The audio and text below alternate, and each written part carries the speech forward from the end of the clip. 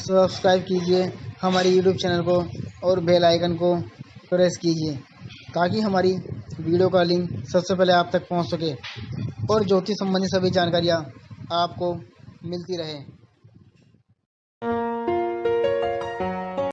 नमस्कार दोस्तों, स्वागत है आप सभी का हमारे इस यूट्यूब चैनल पर। आज हम बात करेंगे दुर्गा सप्तशती के 8वें अध्याय के बारे में। ऋषि बोले, चंडमुंड दोनों दैत्यों के मारे जाने पर एवं बहुत सी सेना के भी क्षय हो जाने पर असुर राजा महाप्रतापी शुंभ के चित्त में भारी क्रोध पैदा हो गया। उसने सभी दैत्यों की सेना को युद्ध के लिए आज्ञा दे दी।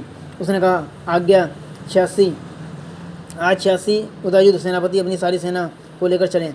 असुर 84 कंबु सेनापति भी अपनी सेना के साथ युद्ध के लिए निकले और मेरी आज्ञा से 50 करोड़ वीर्य कुल के असुर तथा 100 धूम्र कुल के सेनापति सेनाओं के साथ कूच कर दें और फिर मेरी आज्ञा के साथ कालिक, मौर्य, दोहार्द, कालिके सभी असुर तैयार होकर शीघ्र प्रस्थान करें।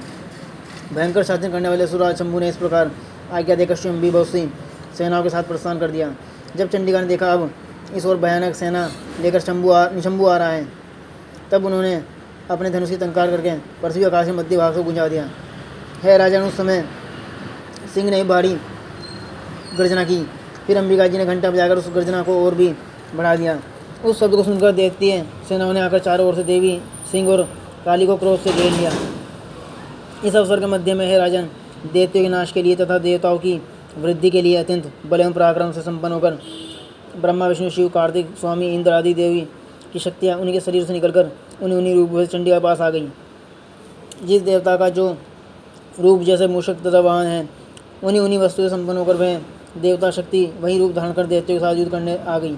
ब्रह्मा जी की शक्ति, जिसे ब्रह्माणी कहा जाता है, जो हंसों से जीते हुए विमान पर आरूढ़ थी, अक्षय सूत्र कमंडल से शोभित थी, सबसे प्रथम उपस्थित हुई।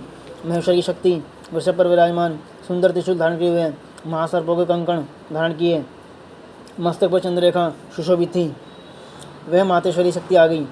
कार्तिक स्वामी की शक्ति, हाथ में शक्ति लिए मोर पर आरूढ़ गुहारूपिणी कौमारी अंबिका शक्ति दैत्यों से युद्ध करने आई। वैसे ही विष्णु की शक्ति गरुड़ पर सवार होकर संघ, चक्र, गदा, शारंग एवं खंग हाथ में लिए महावैष्णवी शक्ति आ गई। जग वराह का विचित्र रूप धारण करने वाले विष्णु की वराह शक्ति वैसे ही शरीर धारण करके वहाँ आ गई। नरसिंह जी के समान शरीर को धारण किए, गर्दन के बालों के फटकारने से आकाश के तारों की बिखेरती हुई नारसिंगी शक्ति वहाँ पहुँची। इंद्र की शक्ति इंद्र के समान रूप वाली 1000 नेत्र धारण किए हुए वज्र हाथ में लेकर ऐरावत गजराज पर आरूढ़ होकर वहाँ आ गई। तब उन शक्तियों से घिरे हुए शंकर जी ने चंडिका से कहा, मेरी प्रसन्नता के लिए शीघ्र से शीघ्र इन असुरों का संहार करो।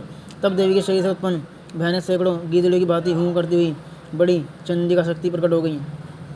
तब उस अपराजित देवी ने धुएं जैसा जटा वाला शिव से कहा, भगवान आप दूध बनकर शंभु निशंभु के पास जाए और वहाँ जाकर महाभिमानी शंभु निशुंभ दानवों को तथा युद्ध में आए हुए दूसरे दानवों को भी कह दे कि ये दानवों, यदि तुम लोग जीना चाहते हो तो त्रिलोकी के राज्य इंद्र प्राप्त करें।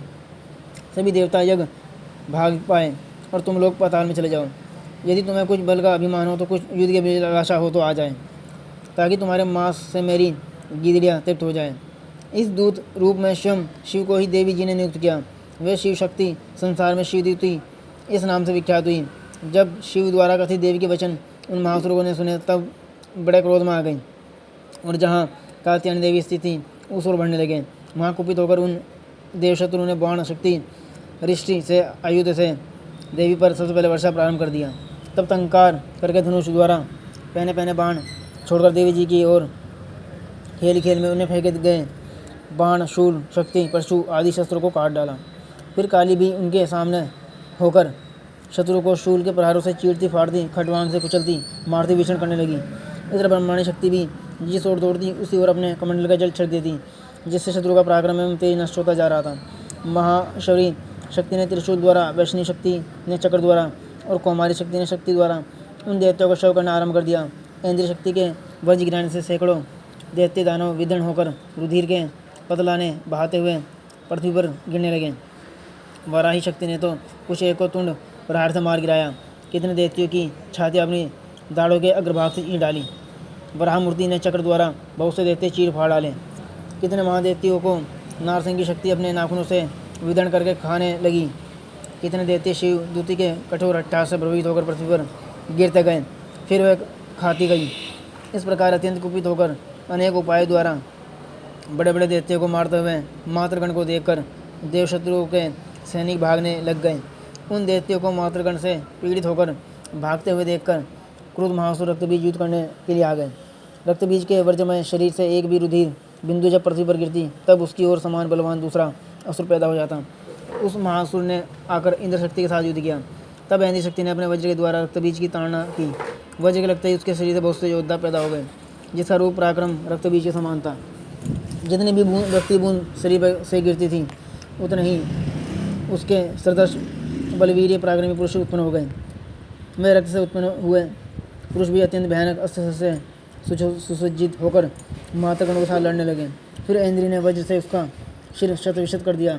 उससे रुधिर बह उठा। तब हजारों पुरुष उस रुधिर से पैदा हो गए। वैष्णवी शक्ति ने चक्र द्वारा उसे मारा। इंद्री ने गदा द्वारा असुरराज की ताड़ना की। वैष्णवी के चक्र से शत होने पर उसके शरीर से जो ही रुधिर स्राव हुआ, उससे हजारों उसी के समान महासुर पैदा हो गए, जिनसे संपूर्ण जगत भर गया। कुमारी ने शक्ति से उसे मारा। वराही ने तलवार से, माहेश्वरी ने महासुर रक्तबीज का त्रिशूल से हनन किया। उन दैत्यों ने भी गदा द्वारा सभी मातृगणों को पृथक पृथक मारा। उस समय रक्तबीज बड़े क्रोध में समाविष्ट था। शक्ति, शूल आदि आयुध से कई बार शत विशत होने पर उसके शरीर से रक्त प्रवाह के पृथ्वी पर गिरते ही सैकड़ों असुर उत्पन्न हो चुके थे। दैत्य के रुधिर से उत्पन्न उन असुरों से सारा जगत व्याप्त हो गया। देवता को डराए उदास देखकर तब श्री चंडी ने काली कहा, है चामुंडे, आप मुख तुम अधिक विस्तार से फैला लो। मेरे शस्त्र के प्रहार से गिरते हुए रुधिर बिंदु बिंदु से उत्पन्न महादैत्य को अपने वेगवान मुख द्वारा खाती जाओ और युद्ध भूमि में रुधिर उत्पन्न इन महादैत्यों का भक्षण करती घूमती रहो। इस प्रकार कहकर चंडिका ने रक्तबीज पर त्रिशूल से प्रहार किया। फिर काली ने रक्तबीज का रुधिर मुख में से ग्रहण कर लिया। उस दैत्य ने भी चंडिका पर गदा चलाई, किंतु उस गदापात द्वारा चंडिका कुछ भी वेदना न हुई। रक्तबीज के शत विशत शरीर से जो बहुत सा रुधिर गिरने लगा, उसे चामुंडा मुख द्वारा पी दी गई, और जो रक्तपात से दैत्य उत्पन्न हो गए थे, उन्हें भी मुख में डाल दी गई। इस प्रकार चामुंडा ने सभी दैत्यों को खा डाले और रक्तबीज का रुधिर पी डाला। तब देवी ने शूल, व्रज, तलवार, इष्टि आदि आयुध से हीन एवं महासुर रक्तबीज को मार दिया। शस्त्र समूह से आहत होकर वह पृथ्वी पर गिर पड़ा। हे राजन, रुधिर तो उसका चामुंडा ने ही पी लिया था। उसकी मृत्यु होने पर देवता परम प्रसन्न हुए। मातृगण उसके रुधिरपान के मत से उन्मत्त होकर नाचने लगी। तो दोस्तों, ये था 8वां अध्याय जो आज समाप्त हुआ। हमारी और वीडियो आगे भी आप लोगों के लिए ऐसी आती रहेगी। आप हमारी वीडियो को लाइक करें, चैनल को सब्सक्राइब करें और उसको शेयर भी कर दें, ताकि वो लोग इससे जुड़ी हुई जानकारी ले लें। और यदि कोई बात आप हमसे पूछना चाहते हैं तो हमारे दिए हुए मोबाइल नंबर पर आप संपर्क कर सकते हैं। सभी जानकारी आपको विस्तार दी जाएगी। धन्यवाद।